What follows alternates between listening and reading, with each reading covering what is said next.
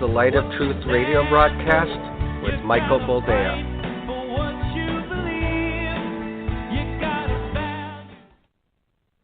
All right, welcome to the program, and thank you for joining us.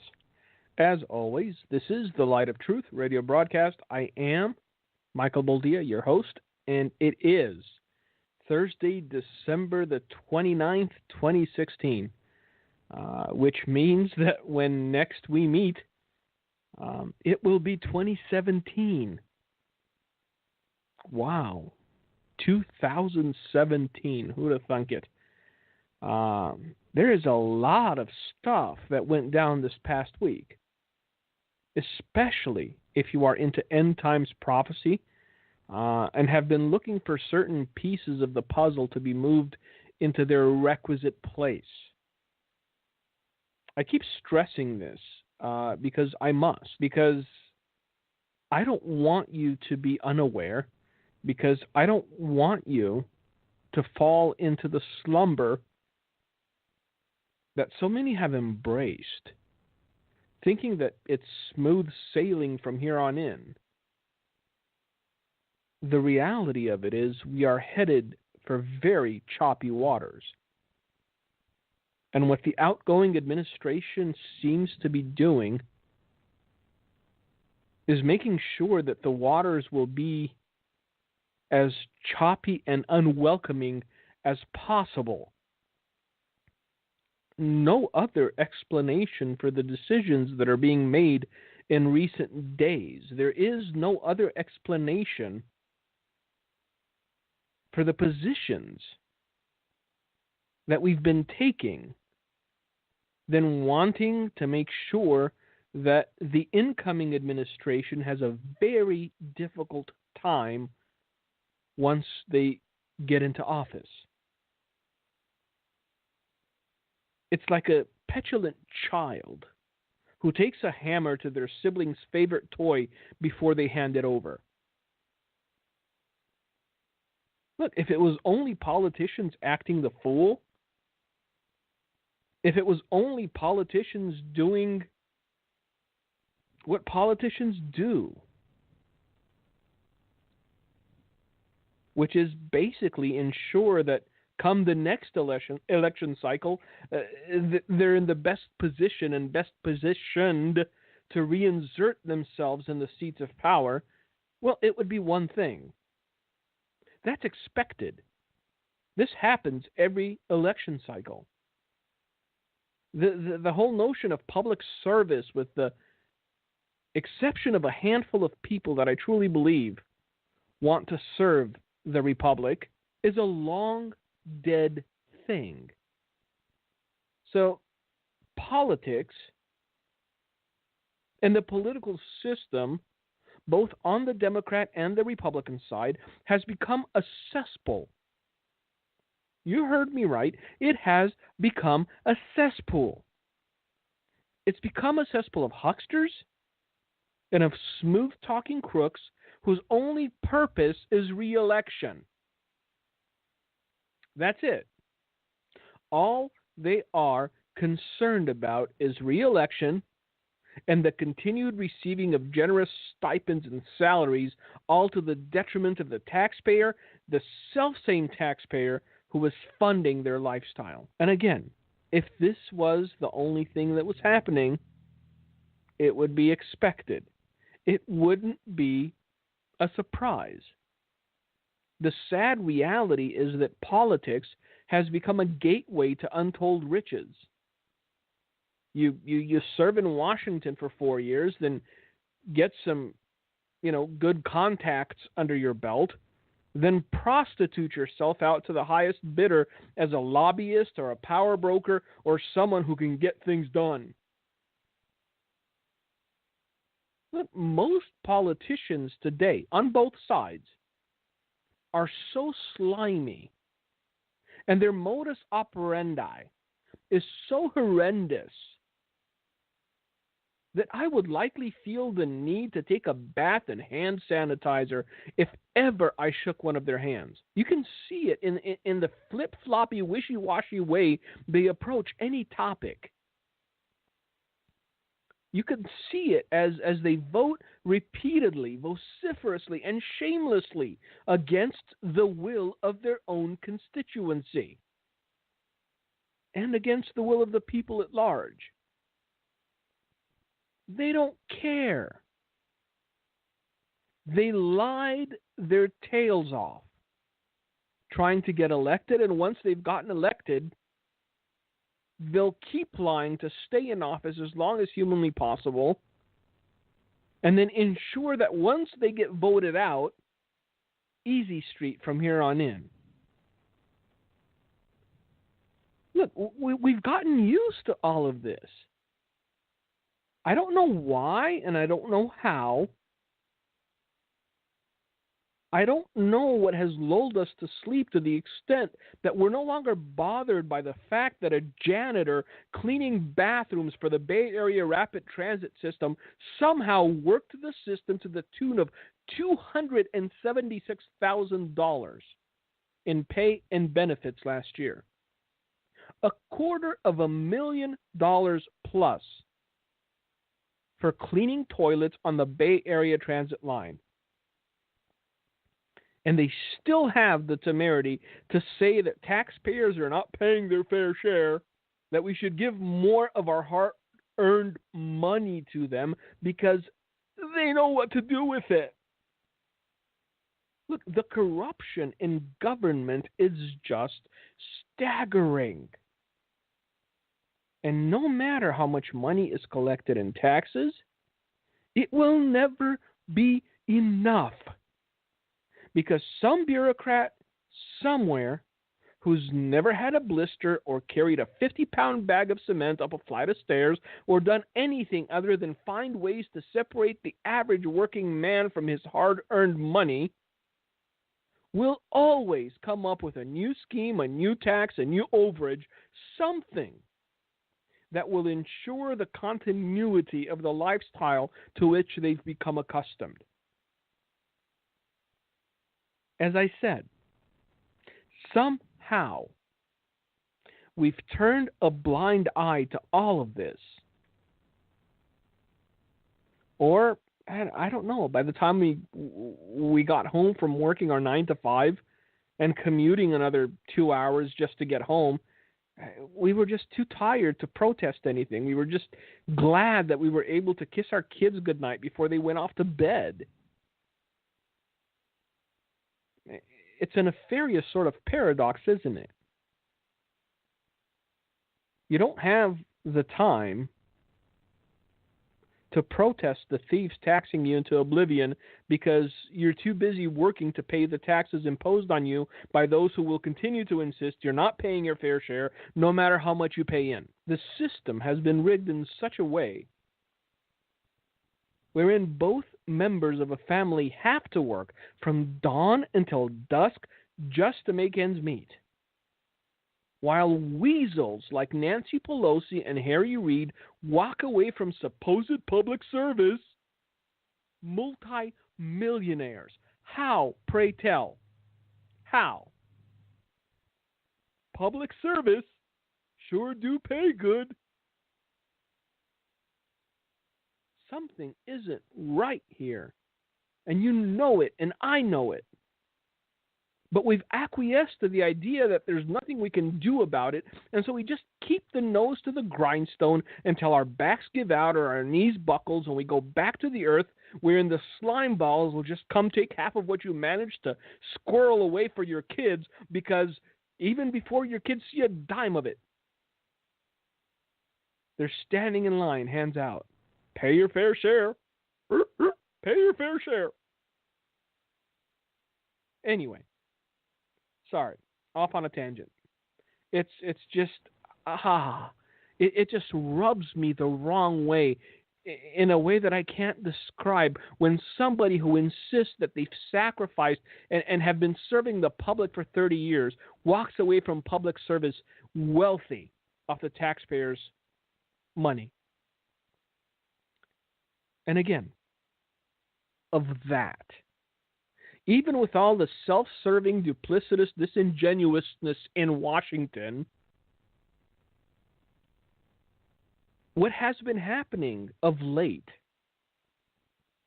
is a few rungs above it, because in my personal opinion, what has been happening is bordering on treason.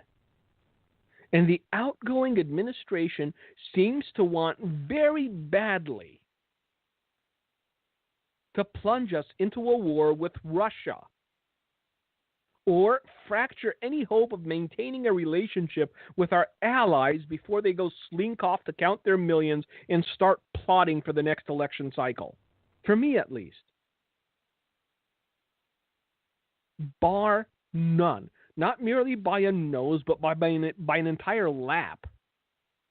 The most disturbing news this past week was what happened at the United Nations, and the fact that we threw one of our most ardent and dependable allies under the bus without giving it a second thought.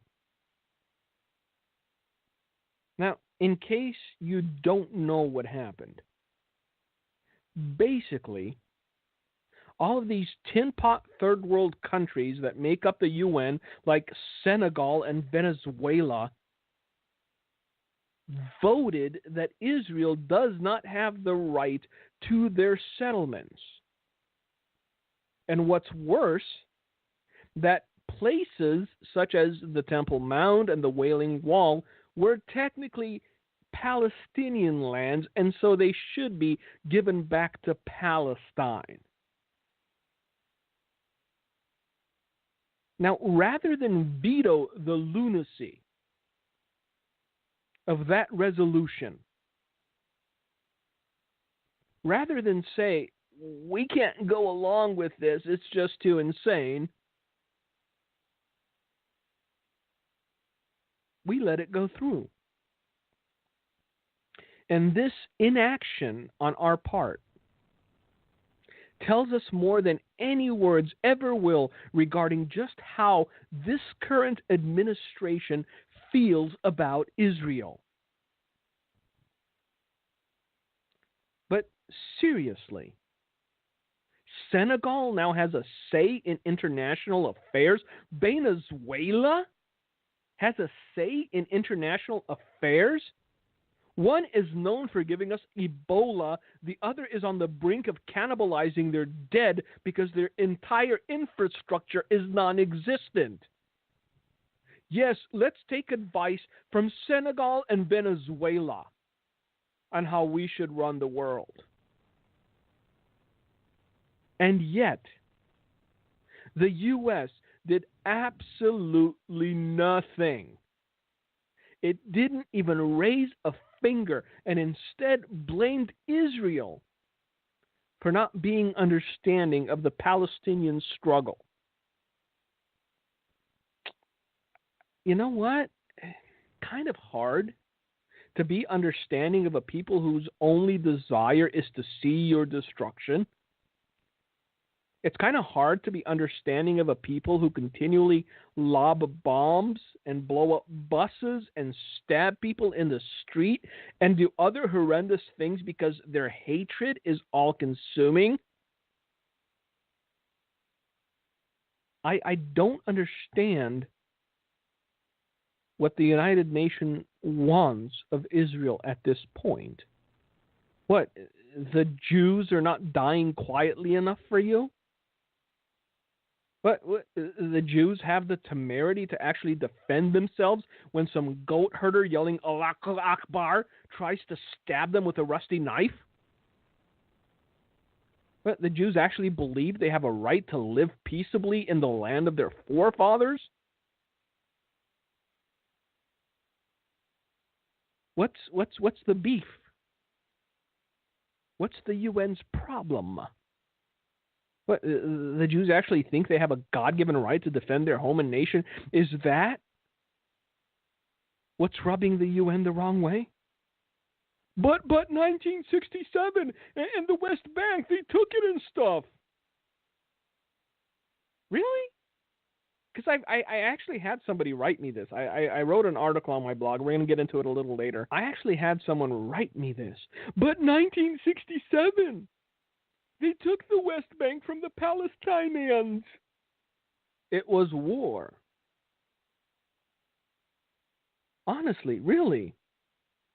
If that's the way you feel, well, then give back Texas and California and Arizona and New Mexico and Colorado and Utah to the Mexicans. Give these states back to Mexico if you have such an aversion to conquest. Oh, yeah, and give the Indians whatever Mexico isn't entitled to. Go live on a raft in the ocean. Puerile idiocy.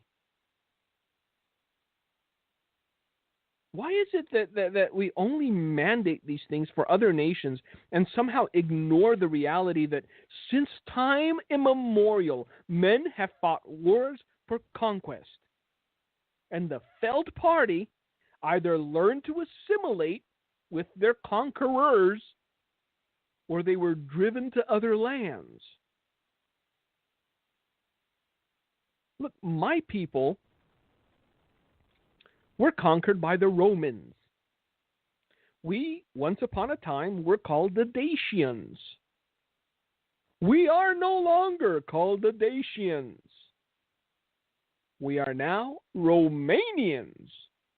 We assimilated because we were conquered and we saw no way around not submitting to the new power. Look, you don't get to say takebacks after you lose a war. Everyone in the world was certain you were going to win. Look, if you don't know the history of how the West Bank came into Israel's possession, it's a fascinating read. Look, Israel was outnumbered, they were outgunned, they were surrounded, and somehow Israel pulled it off. Again, historically speaking, Israel was up against Syria, Egypt, and Jordan. 1 against 3 isn't really a fair fight. Yet their victory was so decisive that the war only lasted 6 days. Hence its moniker, the 6-Day War. If you've ever heard someone say the 6-Day War, that is what they're referencing. It was after this war that Israel claimed the West Bank. Now, here comes none other than Ketchup Carey to reprimand the Jews and tell them to give it back because it's not fair. And fairness is what the world thrives on. Look, it's absolutely fascinating the level of stupid malevolence some people possess. It's just astounding. So not only do we allow the United Nations to float the idea of dividing Jerusalem, we send out Ketchup Carey, the Secretary of State himself,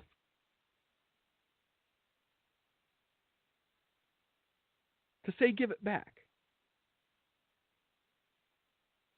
Wars are fought for a reason. I guarantee you, if Israel had lost, there would be no Israel today. They would be scattered abroad once more because the Jews are far more tolerant and understanding than the Palestinians or the Egyptians or the Syrians or the Jordanians ever will be. Understand that. Like I said, I wrote an article about this on my blog while it was still fresh on my mind, and I'm going to share it with you today. And again, we're going to go back and discuss what the current Secretary of State said just 2 days ago, just so you could wrap your mind around the utter idiocy of what we're doing as far as international relations are concerned. But especially What we're doing as far as trying to keep the only true democratic state in a region teeming with extremism and violence and murder from continuing to be a state. It's beyond shameful. Shameful doesn't begin to cover it. We need to invent another word for what we've done, and it is something that will absolutely, unequivocally, without doubt or reservation, bring about God's fierce anger. Anyway, let me find it. This is what I wrote the morning after the United States did not veto the heinous resolution in the UN.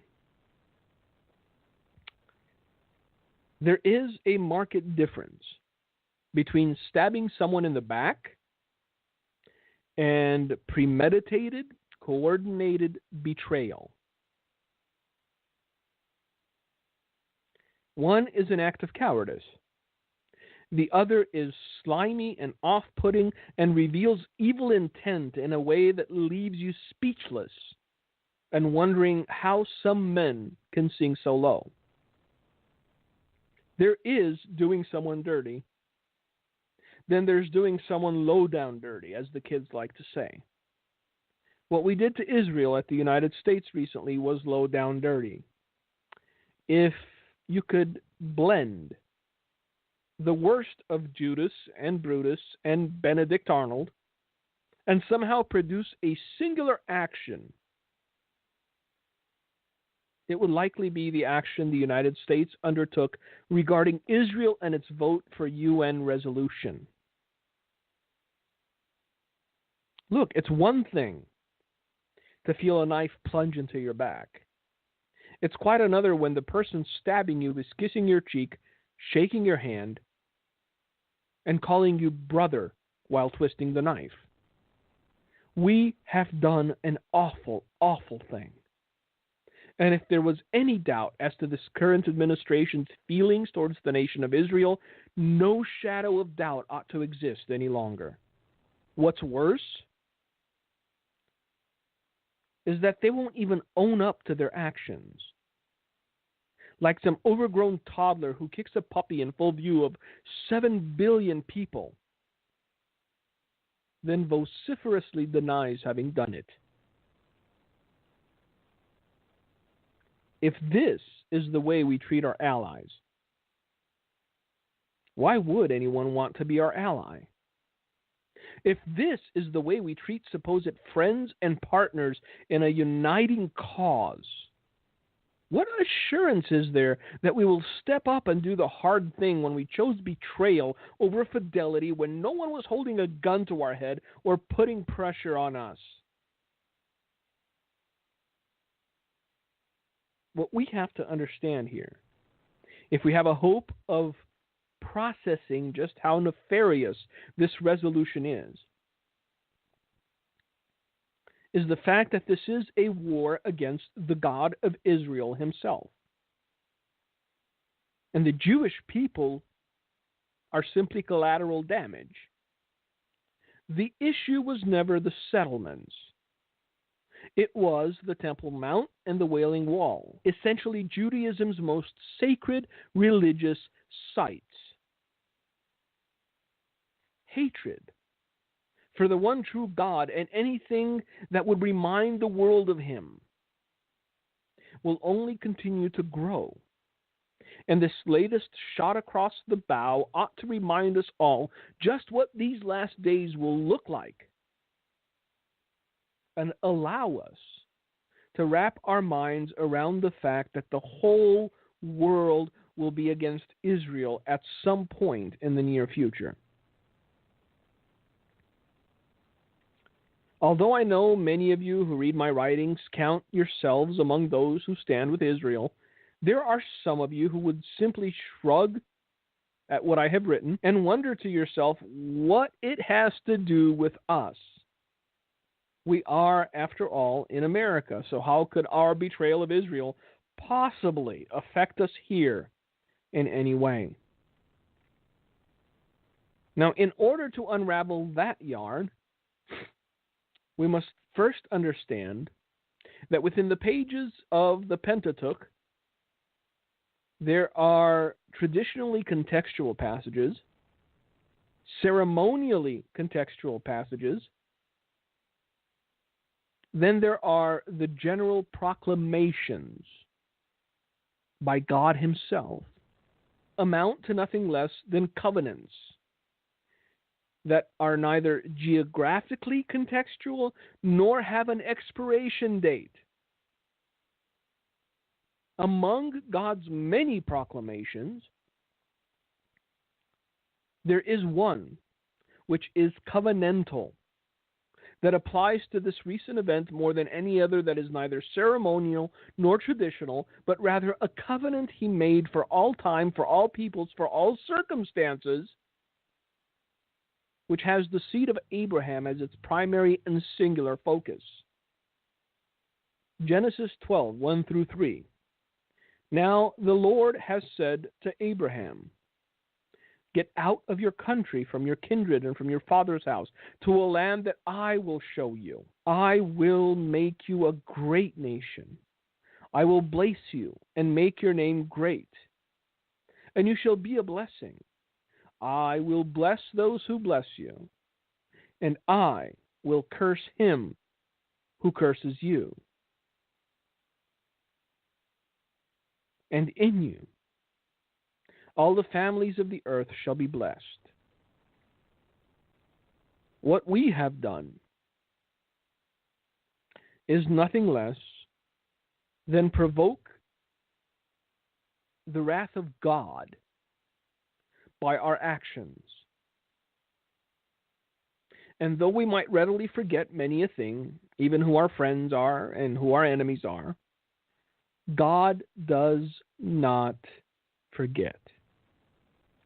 God keeps His covenants, and this ought to be a reason for great concern and trepidation for this nation. God keeps His covenants. He does it from a position of omnipotence rather than one of impotence, and so there is nothing standing in His way, nothing that can stop Him, and nothing that can keep Him from carrying out His promise.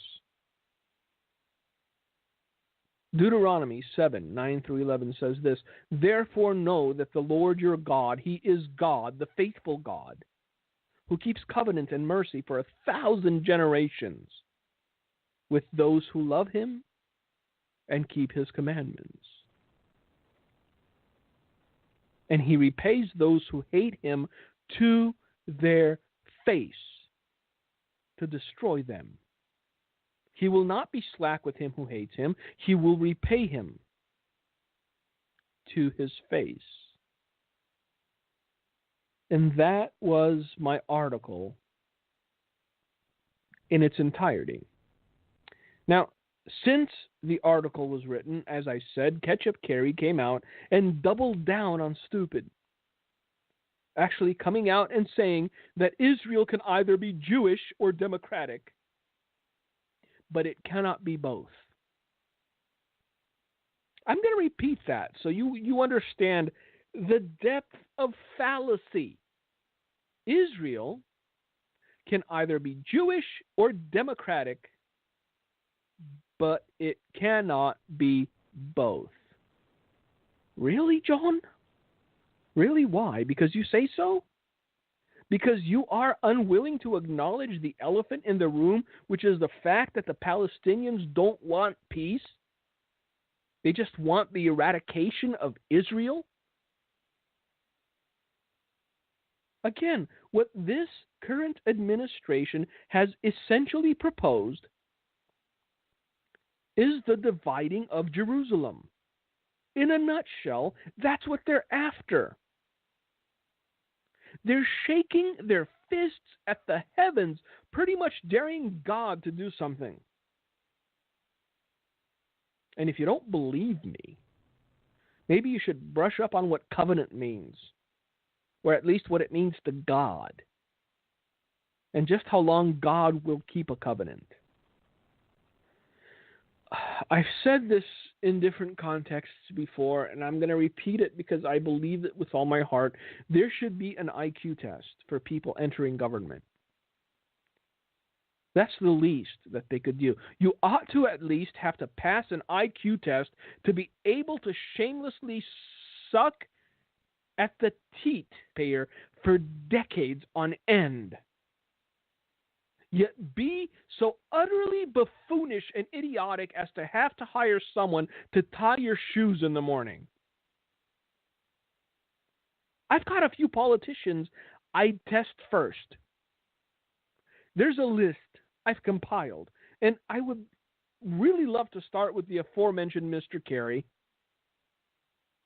I'd love to see IQ numbers on Sheila Jackson Lee, Joe Biden, Nancy Pelosi, you know, the usual gang. These people who find it fitting to open their maws and spew stupid every time there's a camera or a microphone around. It's not as though the Secretary of State's speech was something off the cuff. It's not as though the Secretary of State's speech wasn't something written down, premeditated, worked and reworked, because the politicians' average level of IQ, at least the ones that I've mentioned thus far, it doesn't lend itself very well to off-the-cuff speeches. If you want to understand just how buffoonish these people can be, find some quotes by them. You'll wonder how it is these people ever got into office.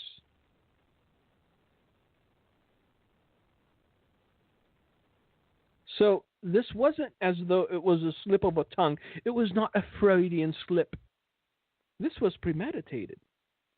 He said these words in a speech that he approved and that was written for him. But all this was to be expected as the story of this present earth begins to wind down, as we are living the last moments of what the Word of God describes as the last days. And it will only get more jaw-dropping from here on in. Now, while we managed to throw Israel under the bus, tirelessly trying to pick a fight with Russia for some unexplained reason. Well, unexplained as far as the average citizen is concerned. Let me backtrack here. I warned you before the elections. Those of you that listen to the program regularly know exactly what I'm talking about. I warned you before the elections. The more it looks like Donald Trump will be sworn in on January 20th, the more they will attempt to sour relations and, if possible, even start a skirmish with the Russians, because globalists are not gracious losers. They don't know how to lose gracefully. They don't know how to bow out. They don't know how to acquiesce. They just keep coming and coming and coming. So I told you this before the elections, after the elections, before the recount, after the recount, before the Electoral College, because everyone was looking for an upset. Look, it's almost certain. It is a certainty, barring some unforeseen event, that Donald Trump will be the next president. And I told you this. The closer it gets to the date of, the more we're going to try to pick a fight with the Russians.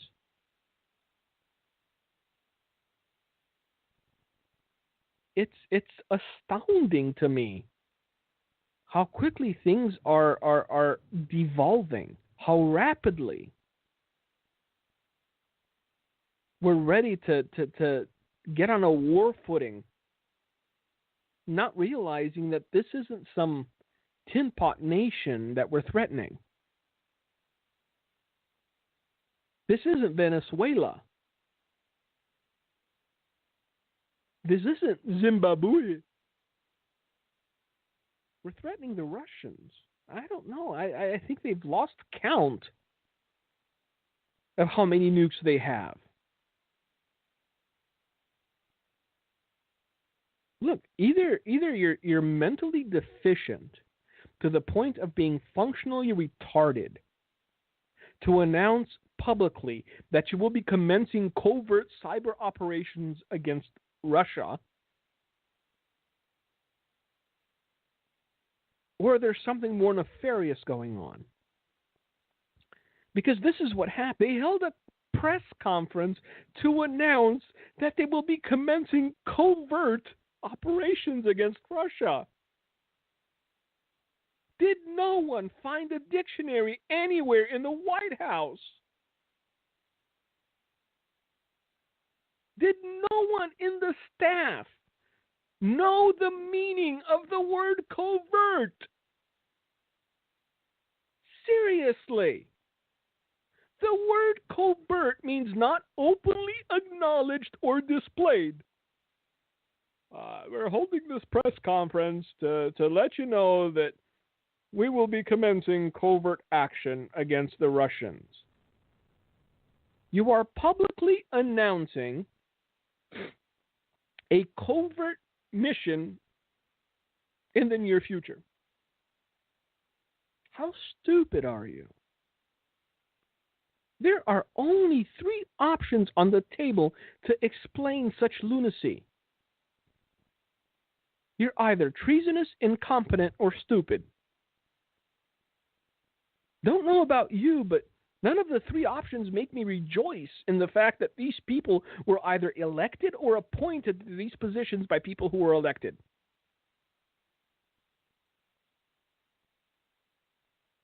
This is why this incoming administration has to be like a bulldozer rather than a dainty tricycle. This isn't knocking on the door with a gloved hand. It's throwing a sledgehammer through the door. This is the time that we're living in. And yes, they will balk and they will squawk and they will threaten to move out of the country, which apparently they never get around to doing. They simply need to be reminded of what the outgoing president famously said during the last election cycle. Elections have consequences. You lost. Get to the back of the bus and stop making a ruckus. So that's that. Look, if you're hoping to use the gentle art of persuasion to get our point across, it's going to be a very bad 4 years. And come 2020, when the new generation of brainwashed buffoons are of voting age and just want free stuff, party won't stand a snowball's chance of winning anything, ever, again. Never mind the White House. Mark my words. Lord willing, if we're still here, you will see how true my words were. But yeah, apparently, we're trying to pick a fight with Russia. It's still a thing. And now an astounding number of people honestly believe that the Russians tampered with the election results, which incidentally, no one ever accused them of doing. All the allegations leveled at the Russians have to do with the release of the dirt on Hillary Rodham and the Democratic Party. No one ever accused them of rigging the election results or tampering with the machines. But people are nevertheless still believing it because they need something to cling to. They need something that they can point to. They need something that they can blame other than their failed policies. Now, I realize that in the great scheme of things, 3 weeks might not seem like a very long time. But given the relish with which things are being dismantled by this outgoing administration, it may surprise you just how much damage they will be able to do in these 3 weeks. My advice and my prayer is that as children of God, we remain vigilant, that we remain watchful, that we understand the time and the season we're living in and act accordingly. Because anything less than that will likely be detrimental to us. Now, I'm not trying to scare you. You know that I'm not a fear monger. I'm just looking at the landscape.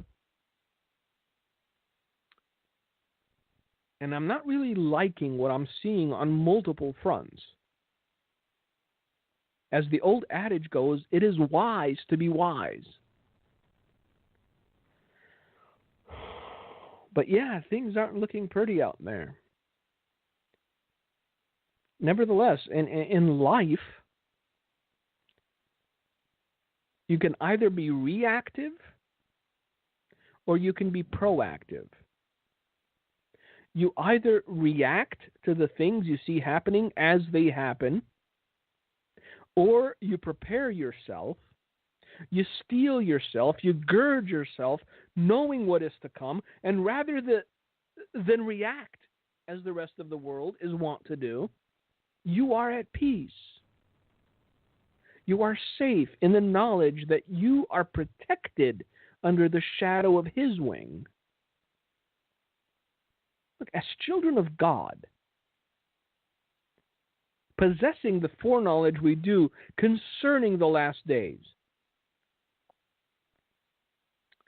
we ought never to be caught off guard. We ought never to be caught on a wrong footing or thoroughly unprepared. Only way by which Christians are caught unaware, unprepared, or thoroughly discombobulated by the circumstances at hand is if they have been consistently indifferent, slothful, lazy, and unwilling to face up to the reality of the times that they're living in. There, I said it. And I'm going to repeat it because it bears repeating. The only way by which Christians can be caught unaware, the only way by which what's coming will find you unprepared, the only way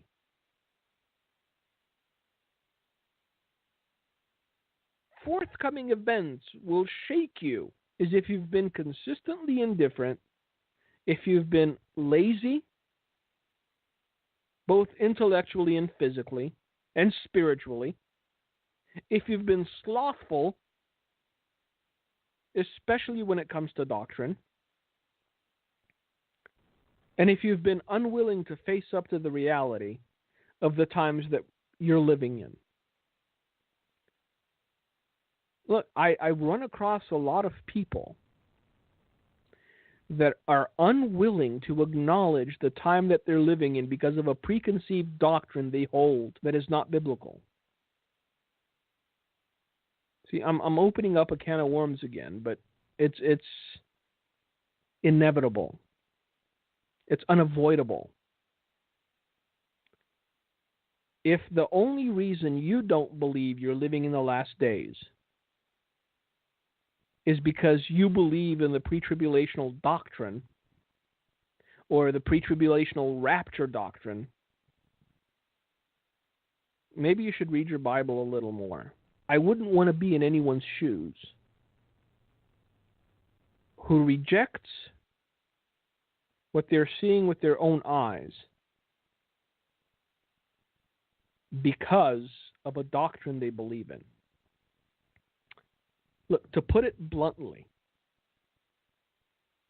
if you call yourself a Christian, but do not acknowledge or know the times that you're living in, acknowledge or know them because you don't want to. I'm sorry, it's just the way it is. People choose ignorance on a daily basis because they think that claiming ignorance will somehow make them less responsible or accountable for their choices and decisions. As a friend of my grandfather's was fond of saying, it's one thing to be born dumb. It's quite another to choose it. Don't choose ignorance. I would rather live with the burden of knowing what is about to unfold and pray for strength and direction before it does than live every day as though it will be rainbows and sunshine and cotton candy and lollipops until the day I pass away peacefully in my sleep, only to wake up one morning and realize everything was crumbling all around me and that I'd done absolutely nothing to prepare for it. The Bible warns us that men's hearts will fail them from fear and the expectation of those things which are coming on the earth. Maybe we should take it a bit more seriously than American Idol's season finale or some other time suck we tend to gravitate towards. Just a thought. These warnings are in the book for a reason.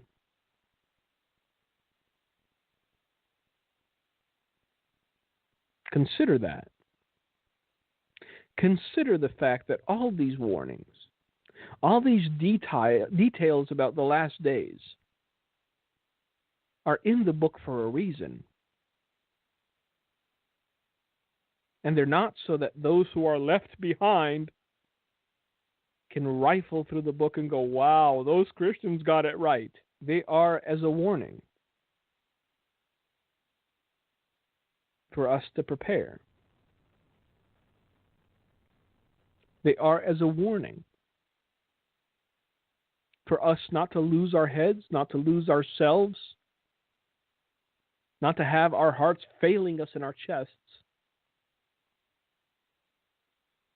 but to trust that the one who foresaw these things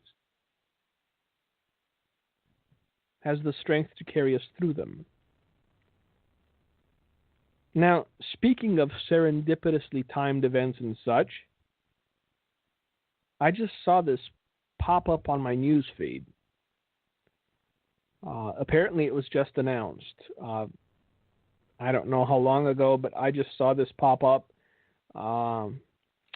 We are giving Russian diplomats 72 hours to evacuate these United States. So that just happened. And all this over unproven allegations. And you're telling me we're not trying to pick a fight? Please. Now I'm curious, and I guess we'll share this together. President Obama issued an executive order. There you go. Executive order. Again, President Obama issued an executive order on Thursday sanctioning Russian intelligence officials, individuals, and organizations based on as yet unproven accusations that Russia interfered in the 2016 election by hacking the emails of Democratic Party officials. This action comes as the Obama administration is heightening tensions between the United States and Russia on several fronts. The new executive order signed by Obama offers no new proof. Underline that. I know you're not reading the article with me, but just keep that in mind. Offers no new proof that the Russian government was involved in what it calls tampering with, altering, or causing a misappropriation of information with the purpose of effect of interfering with or undermining election processes or institutions. I love political speak. Ugh. All right, let's see what the sanctions are here. In place of proof of these serious claims, the Obama White House said it will be providing a report to Congress in the coming days about Russia's efforts to interfere in our election, as well as malicious cyber activity related to our election cycle in previous elections. I see. After former Secretary of State Hillary Clinton suffered a stunning loss in November's election, many high-profile Democrats accused the Russians of hacking. So yeah, we are asking the Russians to leave these United States. So heightening tensions indeed. Now, how long do you think the Russians are going to sit by and just do nothing? That's my question here. Because I'm sorry to break the news to you, but none of the Lightfoots in the current administration, none of the limp-wristed diplomacy wonks that have weakened this nation beyond the pale, what none of them understand is the Russian mindset. You're playing with a rabid dog, and you're smacking him across the nose with a newspaper, thinking that he'll just scurry away. Now, Dmitry Peskov, spokesman to Russian President Vladimir Putin, did deny that Russia was responsible for the alleged hacking. We think that such a steps by the U.S. administration that has 3 weeks left to work are aimed at two things: to further harm Russian-American ties, which are at a low point as it is, as well as, obviously, to deal a blow to the foreign policy plans of the incoming administration of the president-elect. He denounced Obama's announcement as unpredictable and aggressive foreign policy. So my only hope and prayer is that cooler heads prevail. By what Mr. Peskov said, I think that they're seeing this is bait. They're getting baited to action. And so if they can hold on for another 3 weeks, we may yet have hope of having a 2017. So that's what just happened. Breaking news on a 1 hour per week radio program. What do you think of that? Anyway, before I go, I just want to wish you all a Happy New Year. Spend time with the ones you love. Cherish the freedom that you have.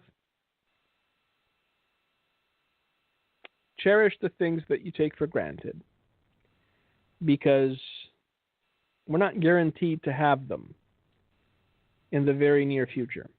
So once again, thank you for joining us on the Light of Truth radio broadcast. It's always a pleasure to be with you. I hope that you got something out of tonight's broadcast.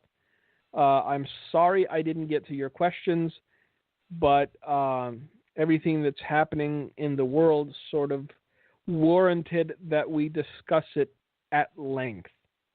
With that, may God bless you, may He keep you, and I'm going to hand it over to Gino if he's got anything to say for the remaining minute.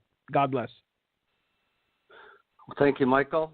I totally agree. I think it's the program sheds a lot of light on exactly where we're at as a country, and you can see that with Michael's blog, I would encourage people to go and read the blog he wrote about the UN vote, Homeward Bound.